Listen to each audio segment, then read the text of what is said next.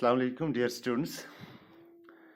Today, our topic is splendid temples and bronze sculptures. ये class 7th की history का जो हम दूसरा चैप्टर पढ़ रहे हैं जिसका नाम है न्यू किंग्स एंड किंगडम्स, उसका ये पांचवा सब टॉपिक है splendid temples and bronze sculpture. Splendid temples हो गए खूबसूरत और शानदार temples, and bronze sculptures, bronze को हम कांसी भी कहते हैं या पीतल भी कहते हैं। तो वो स्कल्पचर हो गया मजसमा। जब हम किसी कोई मूर्ति बनाते हैं, कोई मजसमा बनाते हैं, तो स्टैचू बनाते हैं, उसको हम स्कल्पचर कहते हैं। इससे पहले वाले वीडियो में हमने पढ़ा है कि छोलाज जो एम्पायर हैं, उनकी जो किंगडम है वो किस तरीके से वजूद में आ गए हैं और किस तरीके से उन्होंने क्या किया है, बड़े बड़े इलाकों को अपने कब्जे में लिया है। तो उनमें हमने पढ़ा था राजा वन और उसके बेटे का नाम जो राजेंद्र था। उन्होंने उस किंगडम को, उस एम्पायर को बहुत ज़्यादा फैलाया और बहुत सारे इलाके जो हैं अपने किंगडम के अंडर किए। तो ये एक मैं कहूँगा आपको 950 में ये एक बहुत बड़ी एम्पायर या किंगडम मानी जाती थी। इंडिया की बात अगर हम करेंगे, क्योंकि इंडिया से बाहर भी चले गए थे, इंडोनेशिया को भी उन्होंने कब्जे में किया था, बांग्लादेश जो आज है उसको भी कब्जे में किया, हालांकि उस वक्त इंडिया ही था। तो उन तमाम साउथ एशियन कंट्रीज़ जो हैं, उन तमाम कंट्रीज़ को उन्होंने अपने कब्जे में किया था। तो एक बहुत बड़ी एम्पायर थी। तो अब हम देखेंगे कि छोलाज एम्पायर जो था, छोलाज डायनास्टी जो थी, तो उन्होंने कौन कौन से काम किए हैं, खास काम कौन से किए हैं रिलीजियस फील्ड में, मजहबी मैदान में कौन कौन से काम किए हैं। जो उन्होंने टेम्पल्स बनाए हैं वो नहायत ही खूबसूरत हैं, वो आर्किटेक्चरल मार्वल्स कहा जाता है उनको। और उनकी जो मजस्मे हैं, उन्होंने जो बुत बनाए हैं, उन्होंने जो वो तस्वीरें बनाई हैं, जो मंदिरों में हम वो क्या कहते हैं उनको लगाते हैं, मजस्मे लगाते हैं, तो वो मजस्मे नहायत ही खूबसूरत हैं। तो वो समझे जाते हैं वर्ल्ड की बेस्ट स्कल्पचर्स, उनको समझा जाता है। तो आज हम ये splendid temples and bronze sculptures के बारे में पढ़ने जा रहे हैं। यहाँ हम देखेंगे the big temples of Thanjavur and Gangaikonda Cholapuram. ये दो जगहों के नाम है। थंजनवार हमने पढ़ा था कि थंजनवार से ही वो छोला एम्पायर की जो है शुरुआत हुई थी। एंड ये एक और शहर था Gangaikonda Cholapuram, built by Raja and Rajendra. ये दो जो हैं वहाँ पे टेम्पल्स बनाए हैं। एक को बनाया था राजा ने, दूसरे को बनाया था राजेंद्र ने, राजा के बेटे ने। तो इन दोनों जगहों पे, थंजनवार में भी और गंगा कोंडा छोलमपुरम में भी, इन दोनों राजाओं ने क्या किए हैं, नहायत ही खूबसूरत टेम्पल्स बनाए हैं। क्योंकि टेम्पल जो है ये हम किस प्लेस को कहते हैं जहाँ पे वर्शिप यानी इबादत की जाती है। और आर्किटेक्चरल एंड स्कल्पचरल मार्वल्स, ये दोनों जो हैं, जो उन्होंने कहाँ बनाए हैं मंदिर, जो उन्होंने थंजनवार और गंगा कोंडा छोलमपुरम में बनाए हैं, ये दोनों जो हैं फनी तामीर की एक मिसाल हैं। यानी इसमें इस तरह की कारीगरी की गई है। हालांकि उस ज़माने में अगर हम देखेंगे उतनी ज़्यादा टेक्नोलॉजी नहीं थी, लेकिन उसके बावजूद भी उनका जो काम है, वो मार्वल्स हैं, वो बहुत ही शानदार हैं, वो अजीम हैं। इसी तरीके से उनमें जो मजस्मे लगाए गए हैं, उनमें जो गॉडेसेस के जो मजस्मे लगाए गए हैं, वो जो मजस्मे उनमें हैं, या मैं आपको बुत कहूँगा, वो बुत जो है वो नहायत ही शानदार और खूबसूरत है। यहाँ पे मैं आपको एक बुत की तस्वीर दिखाऊंगा, एक स्कल्पचर की तस्वीर दिखाऊंगा। ये जो है गॉडेसेस की एक बुत था, तो ये स्टैचू था।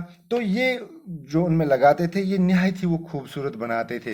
इसी तरीके से मैं आपको टेम्पल्स जो उन्होंने बनाए थे, आप देखो ये कितने खूबसूरत। हालांकि ये 950 की बात है कि 950 में उन्होंने कितने खूबसूरत टेम्पल्स जो बनाए हैं। यहाँ पे आप देख सकते हो कि फ़नी तामीर जो है, जो उनका काम था वो कितना खूबसूरत था, जो उनके नक्शे थे, जो उनके काम करने का अंदाज था वो कितना खूबसूरत था, और वो कितने प्यार करते थे इन मंदिरों के साथ, इन टेम्पल्स के साथ। तो इस तरीके से ये जो टेम्पल्स उस दौर में बनाए गए हैं ये नहायत ही खूबसूरत टेम्पल माने जाते हैं, और उनमें जो मजस्मे लगाए गए हैं और उनमें जो ये बुत जो हैं लगाए गए हैं ये भी वर्ल्ड के बेहतरीन स्कल्पचर माने जाते हैं, मजस्मे माने जाते हैं। छोला temples become the nucleus of settlement. जो उन्होंने अब टेम्पल्स बनाए हैं, छोलाज यानी राजा राजावन और राजेंद्रा, ये जो किंग थे, उन्होंने जो टेम्पल्स बनाए हैं, अब ये टेम्पल्स क्या बन गए हैं, ये सेटलमेंट के जरिए बन गए हैं। फॉर एग्जांपल मैं आपको दिखाऊंगा यहाँ पे। फॉर एग्जांपल यहाँ पे उन्होंने ये ये टेम्पल बनाया है। ये जो उसका इर्द गिर्द का इलाका था, अब इसमें लोग रहने आए हैं। अब इसमें क्या रहने आए हैं, लोग रहने आ गए हैं। अब ये एक मतलब न्यूक्लियस ऑफ सेटलमेंट हम कहते हैं उस जगह को जहाँ पे बहुत सारे लोग जमा हो जाते हैं रहने के लिए, बसने के लिए। These were the centers of crop production। और दूसरा, ये जो मंदिर के इर्द गिर्द, ये जो टेम्पल्स के इर्द गिर्द की ज़मीन थी या इर्द गिर्द की जगह थी, अब इसमें बहुत सारे क्रॉफ्ट पर्सनस आए हैं, नए नए जो मुख्तलिफ फ़न जानते थे, जो मुख्तलिफ चीज़ें बनाना जानते थे, वो आ गए हैं, वो सेटल वहाँ पे हो गए हैं। अब वहाँ पे जो है एक आप समझो ये कि एक किस्म का मार्केट बन गया है। मुख्तलिफ किस्म के जब आर्टिजन्स वहाँ पे आए हैं, मुख्तलिफ किस्म के लोग जब वहाँ पे आ गए हैं, वो एक मार्केट सा बन गया है और वो मुख्तलिफ चीज़ें वहाँ से प्रोड्यूस करते थे। Temples were also given land by the rulers and others. क्योंकि जो टेम्पल्स थे उसकी ज़मीन हुआ, एक तो ज़मीन जिस पे मंदिर ये टेम्पल जो है बनता है, उसके अलावा यानी उसको दिया जाता था, मंदिर के लिए दान की जाती थी ज़मीन।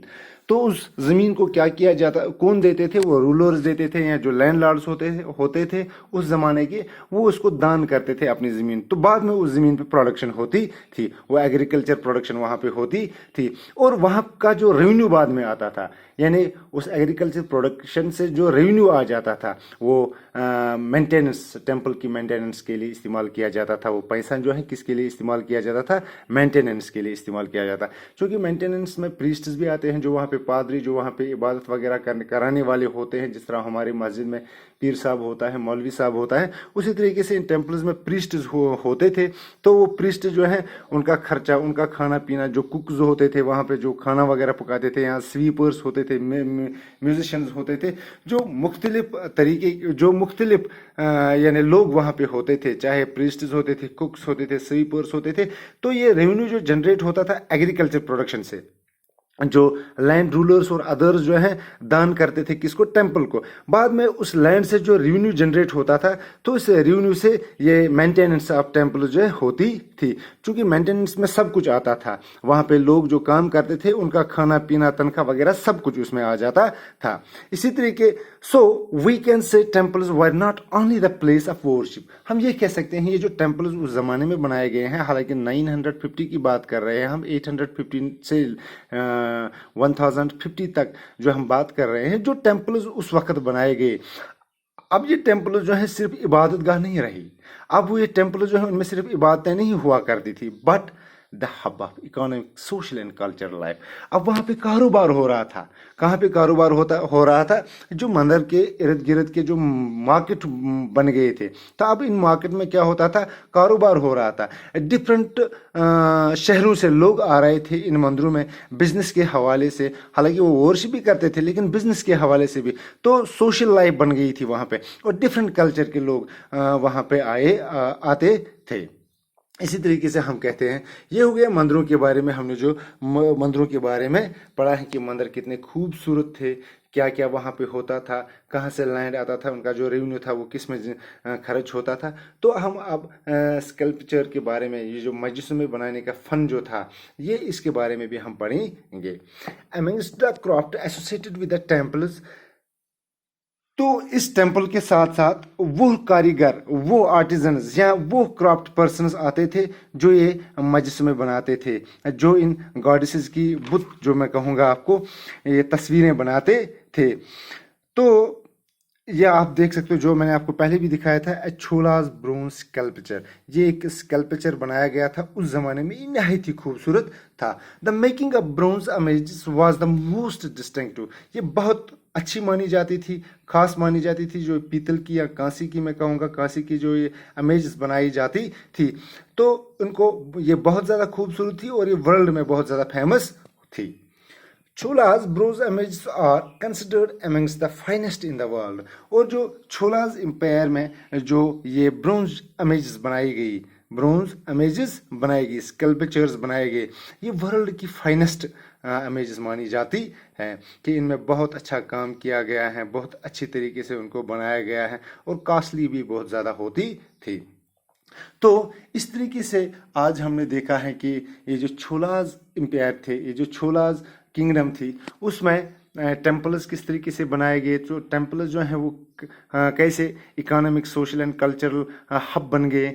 इसी तरीके से हमने देखा है जो वहाँ पे स्कल्पचर्स, जो वहाँ पे मजस्मे बनाए जाते थे, इमेजेस बनाए जाते थे गॉड्स की और गॉडेसेस की, उनकी इमेजेस बनाई जाती थी। तो उसका बिजनेस जो है किस तरीके से वहाँ पे, या किस तरीके से वो ब्रोंज इमेज जो है कंसिडर की जाती थी फाइनेस्ट इन द वर्ल्ड, किस तरीके से वो बनाते थे और किस तरीके से उनको खूबसूरती के साथ बनाया जाता था।